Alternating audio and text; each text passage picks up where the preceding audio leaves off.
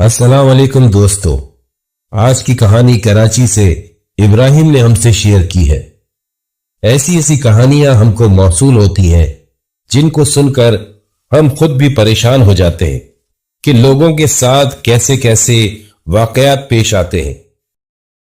आइए कहानी को इब्राहिम की जबान ही सुनते हैं। हम शुरू से गुलशन हदीद में रहते आए हैं, जबकि हमारे सारे रिश्तेदार मलीर, गुलशन इकबाल, सदर और भी मुख्तलिफ इलाकों में फैले हुए थे, लेकिन हमारे अब्बू को यहां का सुकून अच्छा लगता था। दिसंबर 2000 की बात है। उन दिनों में इम्तिहानात देकर फारिग हुआ था कि अम्मी के खालाजाद बहन शज्जो खाला के बेटे रजा भाई की शादी का दावतनामा मौसूल हो गया। रजा भाई मुझसे काफी बड़े थे, लेकिन उनसे मेरे दोस्ताना ताल्लुकात थे।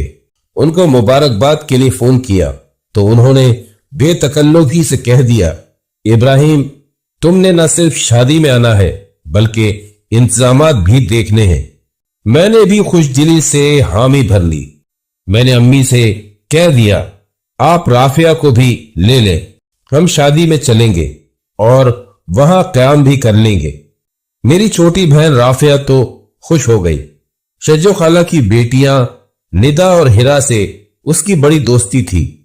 तय ये पाया कि हम जाने वाली मेहंदी में तो नहीं जा पाएंगे, लेकिन जिस दिन लड़की वाले मेहंदी लाएंगे उस दिन चले जाएंगे, क्योंकि उससे अगले दिन बारात थी और फिर वलीमा।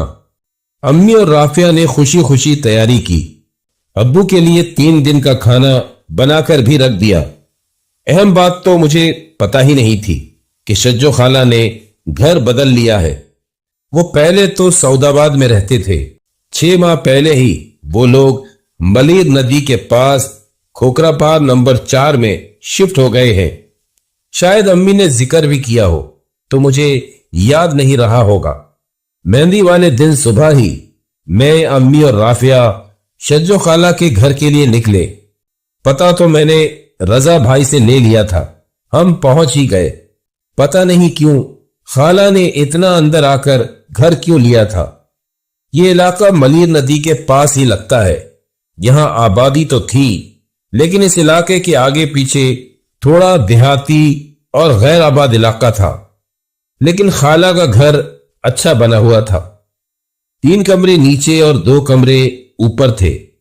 खाला खुशदिली से मिली, लेकिन वो गिला भी कर रही थी। हम लोग मेहंदी लेकर गए, आप लोग आए क्यों नहीं? अम्मी उनको अपने मसले बता रही थी। अम्मी और राफिया तो नीचे खाला के कमरे में ठहर गई। रजा भाई का कमरा भी नीचे ही था। रजा भाई मुझे ऊपर ले आए। तमाम जेंट्स हजरात के लिए ऊपरी वाली मंजिल पर इंतजामात थे। खाला का इरादा शादी के बाद ऊपरी वाली मंजिल किराए पर उठाने का था। माइयों का इंतजाम खाला के घर के ऐन सामने बड़ा सा खाली प्लाट था, उसमें किया जा रहा था। आज रात रत जगह भी वहीं रखा गया था। थोड़ी ही देर में हमारे अब्बू भाई भी आ गए। वो हमारे मामूजाद थे और रजा भाई के हम उम्र भी। मैं तो अब्बू भाई के आने से बहुत खुश था।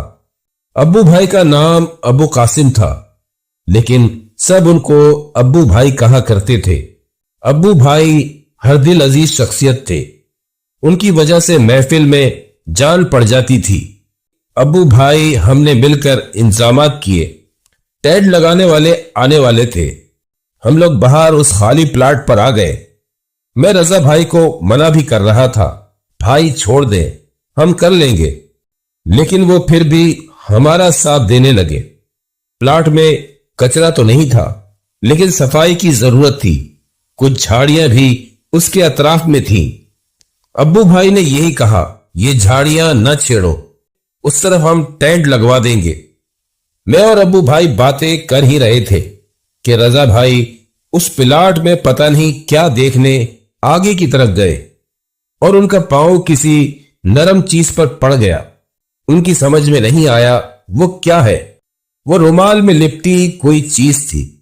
रजा भाई को तो उस वक्त होशियार हो जाना चाहिए था।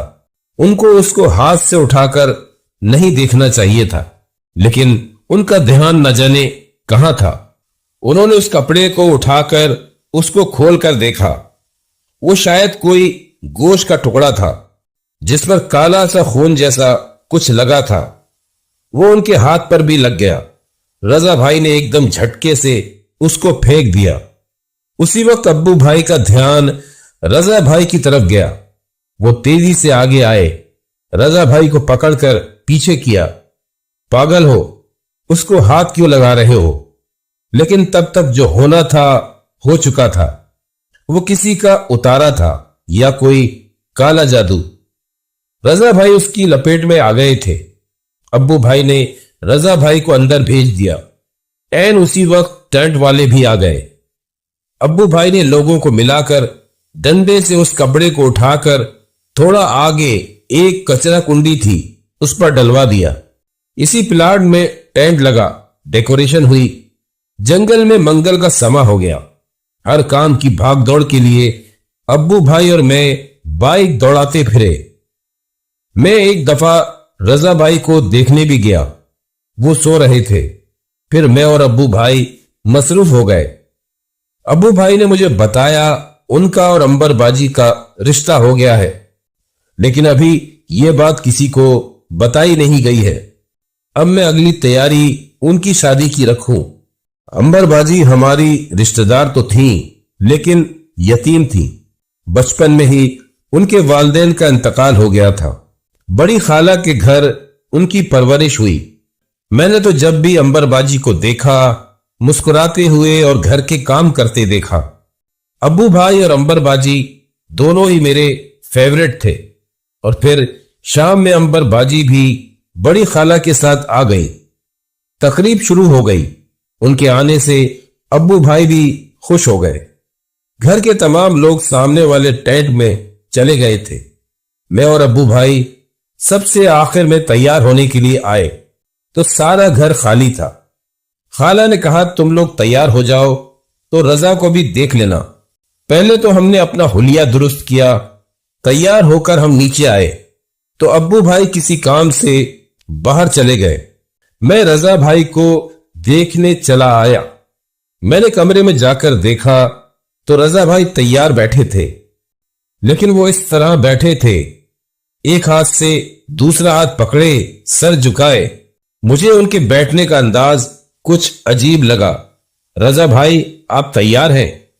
मैं ये कहता हुआ उनके करीब पहुंचा ही था कि उन्होंने धीरे से अपना सर उठाया। उनकी आंखों की सुर्खी और चेहरे पर अजीब सी सख्ती देखकर मेरा दिल जोर से धड़कने लगा। रजा भाई, क्या हुआ? तबीयत ठीक नहीं लग रही आपकी, मैंने आहिस्ता से पूछा। उन्होंने मेरी तरफ देखा, लेकिन उनकी नजरें किसी और ही दुनिया में गुम थी। वो धीरे से बोले, कुछ नहीं, बस थोड़ा सर भारी हो रहा है। उनकी आवाज में एक अजीब सी थकन थी। मैंने उनसे कहा, आपके लिए कुछ खाने को लाऊं? शायद थोड़ा बेहतर महसूस हो। लेकिन उन्होंने जवाब नहीं दिया। रजा, चलो भाई, सब नीचे इंतजार कर रहे हैं। अब्बू भाई ये बोलते तेजी से कमरे में दाखिल हुए। रजा भाई ने सर हिलाया, लेकिन जब वो उठने लगे तो उनके कदम लड़खड़ा गए। मैंने फौरन उनको सहारा दिया। मुझे उनके जिस्म से ऐसी ठंडक महसूस हुई जैसे बर्फ को छू लिया हो। अब्बू भाई भी तशवीश में मुब्तला हो गए। इस सारी भाग दौड़ में हमारे जहनों से वो दोपहर वाली बात तो निकल ही गई थी। अब्बू भाई ने मुझे कहा, जाओ खाला और अम्मी को बुला लाओ। मैं तेजी से उनको बुलाने बाहर भागा। वो लोग भी रजा भाई को देखकर परेशान हो गईं। अब्बू भाई ने खाला को साइड में ले जाकर सारी बात बताई। खाला ने तो सर पकड़ लिया। उधर लड़की वाले रस्म के लिए बुला रहे थे, उधर हम रजा भाई की हालत देख रहे थे। वो अपने हवासों में नहीं लग रहे थे। अम्मी और खाला ने उनको पढ़ पढ़कर दम किया। 10 मिनट में हमें लगा रजा भाई बेहतर हो गए हैं। अब तो खालू भी बुलाने आ गए। वो पूछने लगे, इसको क्या हुआ है? अब्बू भाई ने सारी बात बताई। वो भी परेशान हो गए। दम करने से रजा भाई बेहतर लग रहे थे। खाला ने पूछा भी, رضا باہر چلے، تمہارے سسرال والے رسم کے لیے بیٹھے ہیں۔ رضا بھائی نے بہت نارمل انداز میں کہا، جی امی چلے۔ وہ لوگ باہر کی طرف گئے۔ بہنیں دوپٹے کے سائے میں رضا بھائی کو لے جانے کے لیے کھڑی تھیں۔ ان کے باہر نکلنے کے بعد مجھ سے ابو بھائی نے کہا، یہ جو ہوا ہے مجھے صحیح نہیں لگ رہا ہے، یہ رسم ختم ہو تو ہمیں کسی مولوی کو بلانا پڑے گا، کل اس کی شادی ہے، معاملہ سنگین بھی ہو سکتا ہے۔ رضا بھائی بالکل نارمل باہر گئے تھے۔ خالہ کے بلانے پر ہم بھی باہر چلے گئے۔ رسم ہوئی تو وہ سارا وقت سر جھکائے بیٹھے رہے، اسی طرح ایک ہاتھ سے دوسرے ہاتھ کو پکڑے۔ خالہ نے مجھے اور ابو بھائی کو ان کے برابر میں بٹھا دیا۔ ہم شکر کر رہے تھے۔ اس وقت رضا بھائی پرسکون بیٹھے تھے، لیکن بس کچھ بول نہیں رہے تھے۔ رضا بھائی کی سالی نے انگلی پکڑائی کی رسم کے لیے ان کی انگلی پکڑ لی اور ہنسی مذاق دھکم پیل شروع ہوا۔ رضا بھائی کی جگہ میں اور ابو بھائی باتوں کے جواب دے رہے تھے۔ اس پر ان کی سالی نے ایسے ہی رضا بھائی کی انگلی کھینچ لی۔ یہ بول دیا، ایک تو ہمارے پیسے نہیں دے رہے اور کچھ بول بھی نہیں رہے۔ اس کا یہ کرنا تھا کہ رضا بھائی کو نہ جانے کیا ہو گیا۔ انہوں نے غصے سے اپنی سالی کا ہاتھ پکڑ کر بری طرح موڑ ڈالا۔ فضا میں چیخیں بلند ہوئی۔ اس لڑکی کا تو بازو لگتا تھا فریکچر ہو گیا۔ سب کچھ آنن فانن ہو گیا۔ ہم کچھ کر ہی نہ پائے۔ میں نے اور ابو بھائی نے ان کو پکڑنا چاہا، انہوں نے ہمارے ہاتھ جھٹک دیے اور سامنے رکھا مٹھائی کا تھال اٹھا کر اندر کو بھاگ گئے۔ ہر چہرے پر پریشانی اور تشویش تھی، اور پھر لڑکی والوں کے چہرے سے غصہ جھلکنے لگا۔ ان کے کچھ بڑے اس لڑکی کو لے کر فوراً ہسپتال بھاگے۔ بات معمولی بھی تو نہیں تھی۔ جو لوگ بچے تھے وہ تھوڑی سی دیر میں لڑنے مرنے پر اتر آئے، اور ہم لوگ کوئی تعویل دیتے بھی تو کیا۔ افسوس تو یہی تھا، ان لوگوں میں کوئی بھی سمجھدار نہیں تھا۔ وہ لوگ بغیر کھانا کھائے چلے گئے۔ اس سارے جھگڑے میں رضا بھائی کے پیچھے کوئی بھاگا نہیں۔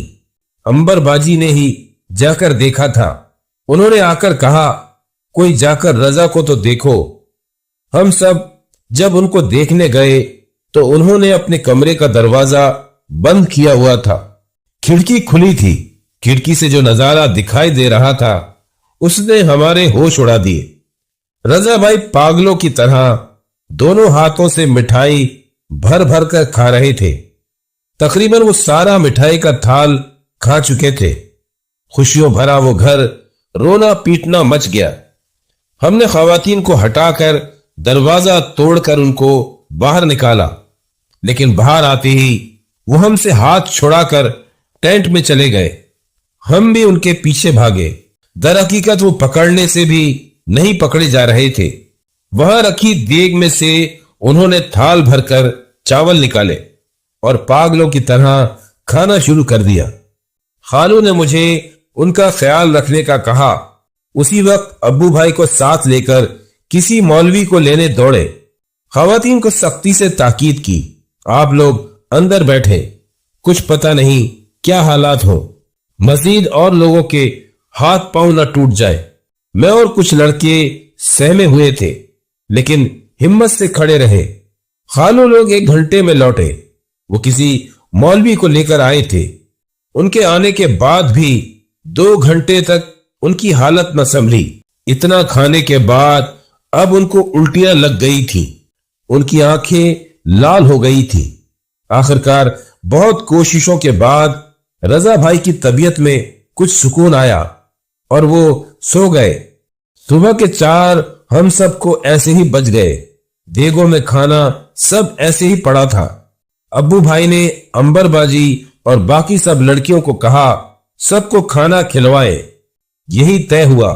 دن چڑھے تو خالو اور خاندان کے کچھ لوگ وفد بنا کر لڑکی والوں کے ہاں جائیں گے۔ ہم لڑکے تو ٹینٹ میں ہی جا کر ادھر ادھر لیٹ گئے۔ نیند تو کیا آنی تھی، دھڑکے لگے ہوئے تھے صبح کیا ہوگا۔ اور صبح دن چڑھتے ہی لڑکی والے آنکھیں ماتھے پر رکھ کر ट्रक समेत आ पहुंचे। वो अपना सामान उठाकर ले गए। सब ने बहुत चाहा बैठकर बात हो जाए, लेकिन वो तो लड़ने पर आमादा थे। उनका कहना था, रजा भाई नफ्सियाती मरीज है या पागल। हमने ये बात छुपाई है। जिस घर में शाम में बारात निकलनी थी, उस घर की सुबह बहुत बोझल थी। कहने सुनने को किसी के पास कुछ भी नहीं था। रजा भाई तो अब तक सो रहे थे। खाला जो कल तक खुश थी, वो हल्की हल्की सिसकियां लेकर रो रही थी। खाला के घर में मातम की सी कैफियत थी। अंबर बाजी उनको चुप करा रही थी। सदमा तो खालू को भी था। उनके लायक फायक इंजीनियर बेटे पर पागल होने का ठप्पा लग गया था। यह भी कोई छोटी बात तो नहीं थी। बेटा अलग निढाल पड़ा था। खाला को तसल्ली देती अंबर बाजी को देखकर खालू के दिल में जो ख्याल आया, पहले तो उन्होंने बड़ी खाला को एक तरफ ले जाकर बात की, फिर सब बड़े एक कमरे में जाकर बैठ गए। मैं और अब्बू भाई तो लड़कों को लेकर बाहर का फैला सामान सिमटवा रहे थे। जब हमें खबर मिली कि आज शाम ही रजा भाई और अंबर बाजी का निकाह होगा, मैं तो बस अब्बू भाई की शक्ल देख कर रह गया। वो चुप से हो गए थे। ये हमारे बड़ों का एक जज्बाती फैसला था। सबसे अहम यह था कि रजा भाई का बाकायदा इलाज होता। ये बात कोई सोच नहीं रहा था। रजा भाई जाग चुके थे और उनकी हालत थोड़ी संभल गई थी। उनकी हालत संभलने के बावजूद उनकी शख्सियत में एक अजीब सी तब्दीली महसूस हो रही थी। वो खाली नजरों से देख रहे थे। बार बार खामोशी से एक कोने में बैठ जाते। खाला ने उनको अंबर बाजी से निकाह का बताया तो वो चुप होकर उनकी शक्ल देखने लगे। वो शादी उनकी पसंद से हो रही थी, लेकिन वो लोग तो रिश्ता तोड़ गए। क्या किया जा सकता था? मैंने अंबर बाजी को देखा तो उनकी आंखों में मुझे खौफ और दुख साफ दिखा। दुख तो मुझे अब्बू भाई की आंखों में भी दिख रहा था। शाम में सादगी से निकाह रखा गया। सब चुपचाप थे। मुकर्रर वक्त पर निकाह ख्वाह आ गए। रजा भाई को दम करने के लिए एक इमाम साहब भी आए थे। वो उनको दम कर रहे थे, लेकिन वो चुप से थे। हम सबको तो लग रहा था जैसे सांस रुका हुआ है। निकाह हो गया। दौरान दुआ रजा भाई ने अजीब तरीके से चीखना शुरू कर दिया। हमारे दिल धक से रह गए। सब लोग सहम कर अपनी जगह पर जम गए। रजा भाई नीचे झुके हुए थे। उनकी आंखें सफेद हो चुकी थी और वो अजीब अजीब आवाजें निकाल रहे थे। सब ने रोना शुरू कर दिया। मौलवी साहब उनको पकड़कर दम कर रहे थे, लेकिन रजा भाई की हालत मजीद खराब होती गई। उनको अस्पताल लेकर भागे, लेकिन अस्पताल जाने तक उनकी हालत गैर हो चुकी थी। अबू भाई ने एक और आलिम को बुलाने का इंतजाम किया। वो उनको सीधा अस्पताल ही ले गए। उन्होंने बताया ये काले जादू के बहुत बड़े असर में आ गए हैं। उन्होंने यकीन दहानी कराई कि वो कोशिश करेंगे कि ये ठीक हो जाए, और उन्होंने की भी। रजा भाई घर आ गए। अंबर बाजी सादगी से रुखसत होकर आ गई। उसके बाद 6 माह तक रजा भाई की हालत में कभी सुधार आता, कभी बिगाड़। जब सही होते तो उनको कुछ भी याद नहीं रहता। इस प्लाट पर किसी ने इस तरह की चीजें डाली, ऐसा अक्सर होने लगा। खाला ने वो घर छोड़ दिया। वो लोग फिर से सऊदाबाद आ गए। मैं एक दफा गया था अंबर बाजी से मिलने। मुझे देखकर वो बहुत खुश हुई। मैं उनको देखकर खुश नहीं हुआ। मुझे वो पहली नजर में बहुत बीमार लगी। उन्होंने बताया रजा के साथ साथ घर में भी अजीब मामले हैं। बहुत ही अजीब चीजें होती हैं। पूरे घर में अक्सर बदबू फैल जाती है। अक्सर खाना या तो जल जाता है या गायब हो जाता है। कुछ तो रजा भाई के साथ मामले हुए। कुछ मामलात खालू के मुख्तलिफ जगह ले लेकर जाने से बढ़ गए। इलाज करने वाले पैसे ले लेते, رضا بھائی کچھ دنوں تک صحیح ہو جاتے، پھر اس کے بعد حالت پھر خراب ہو جاتی۔ 6 ماہ بعد اچانک خبر آئی رضا بھائی کا انتقال ہو گیا ہے۔ خبر بہت بڑی تھی، جوان موت تھی، سارا خاندان امڑ آیا۔ بعد میں پتا چلا 2 دن سے رضا بھائی نے کچھ نہیں کھایا تھا اور پھر اچانک ہی حالت غیر ہو گئی۔ بس ہر آنکھ اشک بار تھی، لیکن میرا دل عنبر باجی کے لیے بہت دکھی تھا۔ ابو بھائی 2 ماہ پہلے ہی سعودیہ چلے گئے تھے۔ اس حادثے میں سب کا ہی نقصان ہوا تھا جو ناقابل تلافی تھا۔ عنبر باجی تو بے آسرا ہو گئی تھی۔ 2 سال تک وہ خالہ کے پاس ہی رہی اور پھر ابو بھائی آ گئے، ان کو شادی کر کے اپنے ساتھ سعودیہ لے گئے۔ عنبر باجی کا رشتہ ابو بھائی سے میری امی نے بڑھ چڑھ کر کروایا۔ امی نے عنبر باجی کو اپنے گھر سے رخصت کیا۔ آج الحمدللہ دونوں بہت اچھی زندگی گزار رہے ہیں۔ ویڈیو اگر پسند آئے تو لائک اور سبسکرائب ضرور کر دیجیے گا اور بیل کے بٹن کو بھی ضرور پریس کر دیجیے گا تاکہ ہماری آنے والی ویڈیوز کی نوٹیفیکیشن آپ کو ملتی رہے۔